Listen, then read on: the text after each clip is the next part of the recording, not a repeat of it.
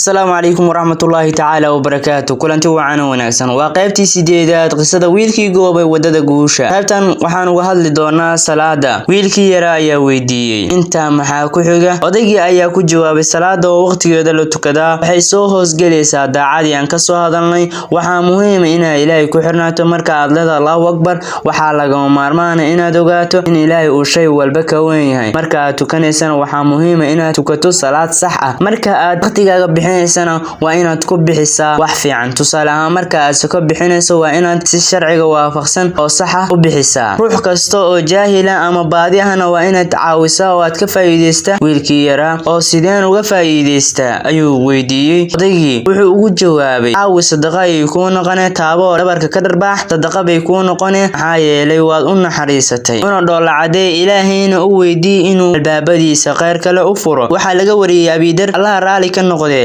rasuulka sallallahu alayhi wasallam inuu yiri walaalka oo aad dhoolacadaysa sadaqa ay ku tahay wanaag oo aad farto munkarka oo aad ka niiso sadaqa ay ku tahay hanuuninta ruux baadi ah sadaqa ay ku tahay ruux indhiisa daciif yihiin oo dariiqa tustaana sadaqa ay ku tahay dariiqa oo aad ka qaado dhagaxa qodaxda lafta sadaqa ay ku tahay walaalka oo weelkiisa aad wadaanta ugu shubtaan sadaqa ay ku tahay hadii aad arrimahaas sameeyso ajir aad u fara badan baad helaysaa shay kasta oo aad Ilaahay daraadii u sameysana waad ku faa'iideysaa maxaa yeelay Ilaahay buu ku dhaweynayaa wuxuu yiri xaakimkii igu celi wiiliyo wixii aan ku yiri markale wiilkii yara ayaa wixii uu yiri oo dhan ugu celiyay wixii hore uu soo baray oo dhan ayuu xaakimkii yiri aan dul istaagno qodobka rumaynta Ilaahay oo ah iimaanka wiilkii yara ayaa yiri waan garanayaa arinta xaakimkii ayaa yiri maxaa loola jeedaa iimaanka wiilkii ayaa yiri waxaa loola jeedaa inaan rumeeyo jiritaanka Ilaahay ninkii ayaa ku jawaabay taas kaliya kuguma filna wiilkii yara ayaa yiri oo maxaa loola jeedaa iimaanka dhameystirkiisa waxaa kamid ah inaad rumeyso wax kasta oo xagga Ilaahay ka yimid xagga rasuulka naxariis iyo nabadgelyo korkiisa ha ahaatee oo aad rumeyso dhammaan kutubtii Ilaahay sheegay iyo kuwa aanu sheeginba inaad rumeyso dhammaan rususha kuwa la sheegay iyo kuwa aan la sheeginba oo aad tidhaahdo Ilaahayow adiga ayaan ku qirayaa waxaan kale oo aan qirayaa kuwa carshiga sida malaa'igta ayaan qirayaa makhluuqaadkaaga oo dhan baan qirayaa adiga kaliya baa tahay cid cibaadadaada lagula wadaajin kara ma jirto adiga ugu horeeya adiga ugu dambeeyo markii uu ducada aqriyay xaakimkii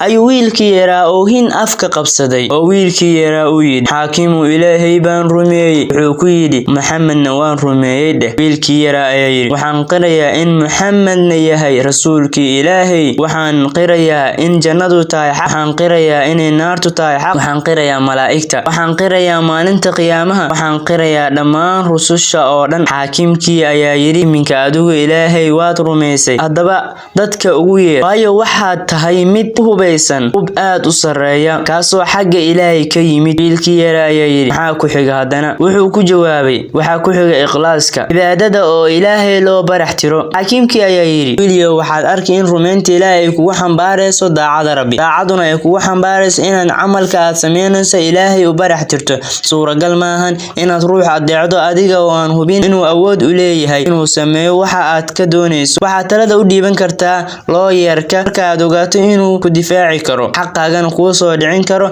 sida awgeed baad u adeecaysaa marka aad u tagto dhakhtarka ee uu waqtiga qaliinka kuu xadido kasta uu kugu yiraahdo waad ku adeecaysaa maxaa yeelay waxaad aaminsan tahay awoodiisa hadaba iimaanku wuxuu ku gaarsiinayaa daacada Rabbi daacaduna waxay ku gaarsiinaysaa ikhlaaska suuragal maaha inaad Ilaahay rumeyso rumeyn dhameystiran Ilaahay cibaadadaadu tahay mid u barax tiran Ilaahay wuxuu yiri man kaana yarju liqaa rabbi faly'amal 'amalan saalihan wala yushrik bi'ibadati rabbi ahada inka Ilaahay la kulan rajaynayo samee amal wanaagsan oo Ilaahay cibaadadiisa shirki ha gelin waxa kale uu Ilaahay yiri wama umiru illa liya'budullaha mukhlisiin lahu ad-din hunafaa wa yuqiimus salata wa yu'tus zakata wa dhalika diinul qayyim wax kale la inima amrine waxa la inin amray inaad Ilaahay camalka u barax tirtaan amiirkii muuminiinta Umar bin Khadaab waxa laga wariyay inuu yiri waxaan maqlay rasuulka Ilaahay sallallahu alayhi wasallam oo leh camalka oo dhan waniyada ruux kastaana wuxuu niyooday buu leeyahay ruuxa hijradiisu ay tahay Ilaahay iyo rasuulkiisa daraadii hijradiisu waa Ilaahay iyo rasuulkiisa laakiin ninka hijradiisu ay tahay inuu adduunyo helo amase naag soo guursado wixii uu soo hijrooday